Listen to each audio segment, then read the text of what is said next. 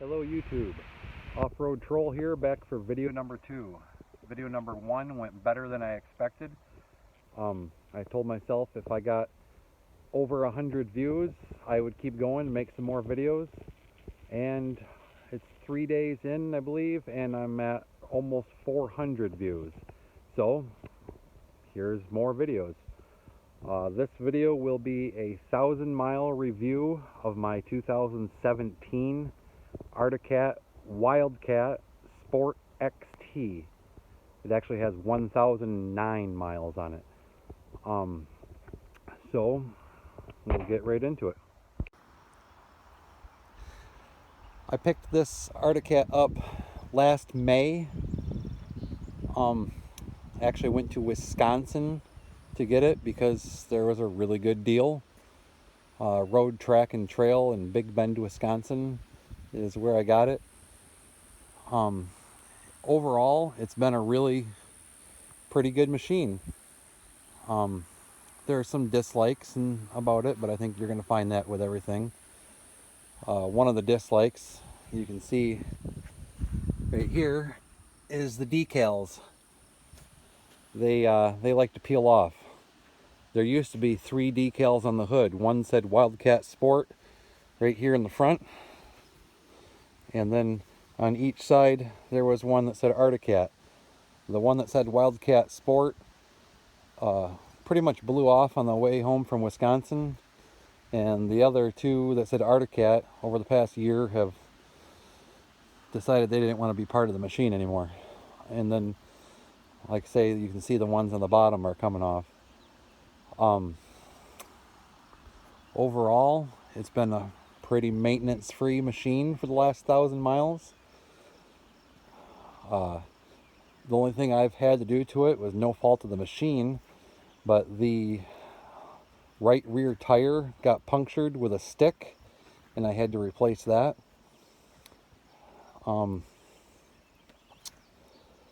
Let's see, what else? Nothing bad to say. It's been a good machine. I like riding it. Wish it rode a little nicer, wish it went a little faster, but that's why it's a 700, not a 1,000. Who knows, maybe someday it'll turn into a bigger machine. Not this one itself, obviously. So some of the pros with this machine is it's a 60-inch wide, which means it is narrow enough to go almost anywhere you want it. Obviously you can't go down the 50-inch trails with a 60-inch machine, but I can also go places that 72-inch machines can't.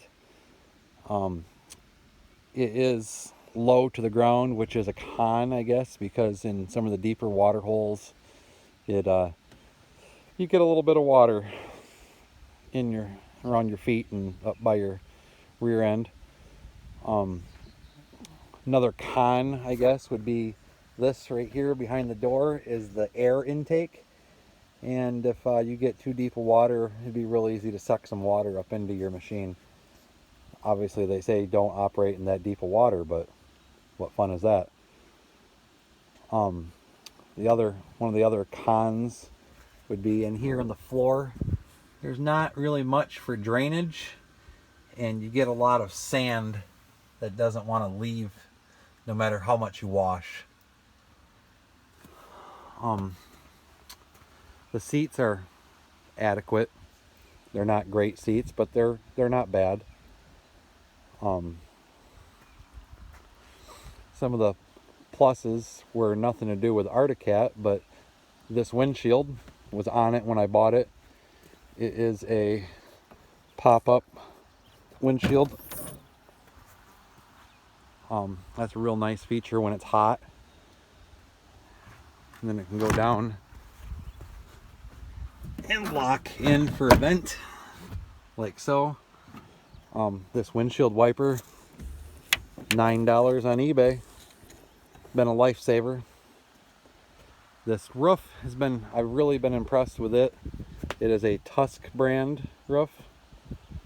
Cost me $65 on Amazon, and I didn't think I was going to like having a roof, because I liked having the open air feeling, but when it's wet and rainy and cold, the roof's quite nice. I do wish now that it has a roof that it had a back window, because you do get a lot of air coming in the back. Let's see, what else? Okay, a little bit of a venue change. I chose a nice, what I thought was a scenic location to do this little review video.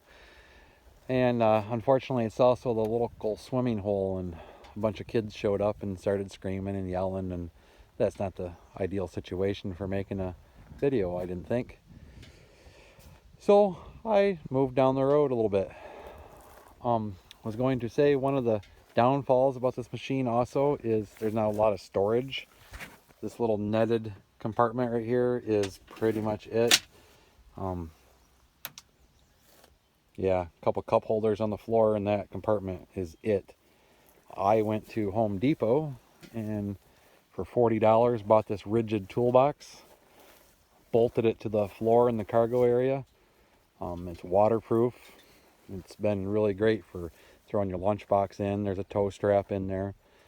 I throw my tie downs from the trailer in there so nobody takes them off my trailer while I'm gone. Well, yeah, been a great little box. I'm really happy with that purchase. Another necessity is that mirror. I don't even know how much those were. My dad bought a set and he only wanted one, so gave me one. Worked out real good. Thanks, Dad. Other thing, this old tow hook. I found this laying in the middle of the road last year, all beat up. So I picked it up out of the road, took it apart, sprayed it green, sprayed the other part black, and here she is. Of course, got to have your stickers. You know, I got the side-by-side blog stickers, the Michigan Treadhead sticker, and the Michigan Mudmaster sticker. You know, what machine is complete without some YouTube video site stickers on it. Like I say, I've told you a lot of cons of this machine, and I don't mean to be negative because I really do like it. I'm just trying to be honest with the bad stuff. Because there is stuff to dislike and there's stuff to like. To like is it's a really good handling machine. In the tight spaces, it'll just go wherever you want it to go, pretty much. I've not found a hill I couldn't climb. I've not, as of yet, knock on wood, needed a winch to get out of any situation. I have been stuck a few times, and a little bit of work, you can generally get it out. I have had it so muddy that you couldn't tell it had any green on it. And, you know, that was some deep water, deep mud that I was going through. So it's a really good handling, good driving machine. I know a lot of people run their machines full-time in four-wheel drive when they're out on trails. And I just personally don't think you can do that in this machine. It does have a slight vibration when it's in four-wheel drive, but it goes in and out of four-wheel drive so easily with the push of a button that I run it in two-wheel drive, pop it in four when I need it, and take it right back out when I don't. Top speed on this machine seems to be right about 64 miles an hour, which, you know, is plenty fast for this size machine. Obviously, there's machines out there that are faster and handle better, but for this price point and this size of machine, I don't think you're going to get any better than this little Wildcat. So I'm not sure what else I can say about it. It's a good looking machine. I love the green and black. Of course, that's a personal preference. You may not. But anyway, I guess that's pretty much all I can say about the machine. So that is my 1,000 mile review of my 2017 Wildcat Wildcat Sport XT. It does have power steering. I did forget to mention that. I also wanted to mention, some people might be wondering about the name of my channel here, Off-Road Trolls. I live up in the top of the lower peninsula of Michigan, and it's kind of a joke in Michigan that if you live below the bridge, you're a troll. And well, I like to off-road, so I'm an off-road troll. If you like this video, please like and subscribe. I'm going to try to do more. Maybe, like I say, I'd like to do some garage videos, maybe show you the oil change process of these, and I'm thinking about putting a winch on it and just some stuff like that. So please like and subscribe to my channel, and I'll try to get some more videos out. Thanks. Have a good day.